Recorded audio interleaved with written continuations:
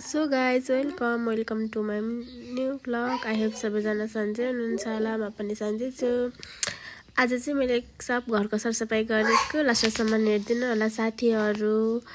अनि मैले चाहिँ यहाँ बिस्ताराहरू मिलाउँदैछु बेडरुम अनि सब सफा गरेको क्या। आज चाहिँ दिनदिनै हुन्छ तर यो काम तर कहिले नसकिने क्या साथीहरू। हाम्रो काम चाहिँ घरमा बस्या के गर्या भन्ने हुन्छ नि त, कति धेरै काम हुन्छ। अब देखिन्न। अब आज चाहिँ मैले भिडियो बनाएर अनि हाल्छु भन्ने सोचेर अनि भिडियो बनाउँदै घरको सरसफाइ गरेको थिएँ साथीहरू।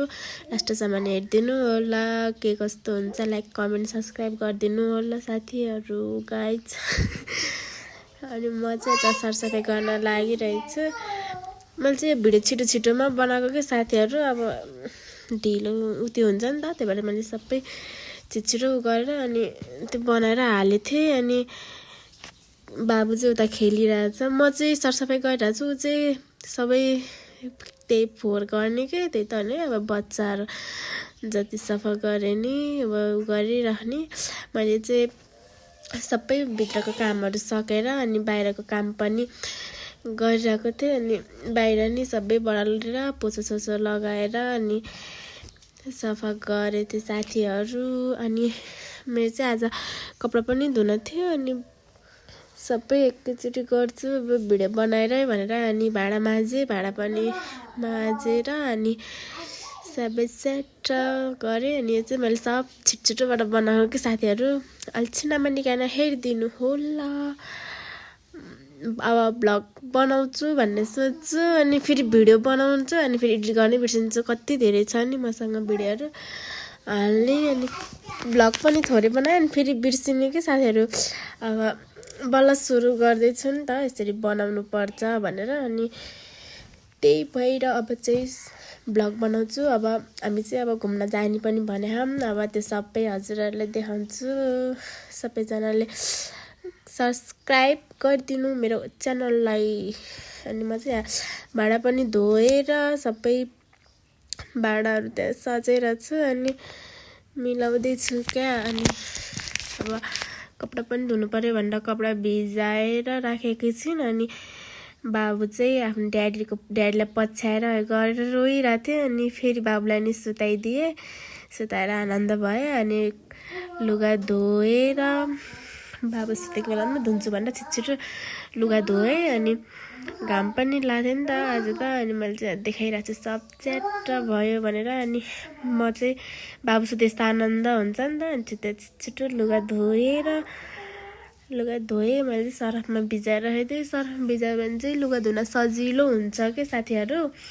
अनि सबै स्याट्ट पारेर धोएँ। अनि धोएर घाममा बाहिर लगेर सुकाएँ। अनि यहाँ त पोखरामा चाहिँ साथीहरू घाम एकैछिनमा घाम लाग्छ। अनि 2-3 बजीबाट त पानी पर्न सुरु भएको छ। हजुरहरूकोतिर के कस्तो भएछ भन्नु होला साथीहरू। अहिले चाहिँ यस्तो मजाको घाम लागेछ। अनि अब 2-3 बजी अब पछि फेरि पानी परिहाल्छ के। यता चाहिँ त्यस्तो भयो। हजुरहरूकोतिर के कस्तो भइरहेछ हेर्नु होला।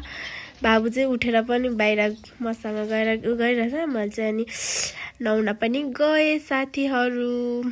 नुहाएँ अनि नुहाएर निस्किएर अनि फेरि बाबुलाई खाना दिएँ। अनि म चाहिँ यहाँ नुहाएर कपाल गर्नु लाग्छ सुकाउनलाई।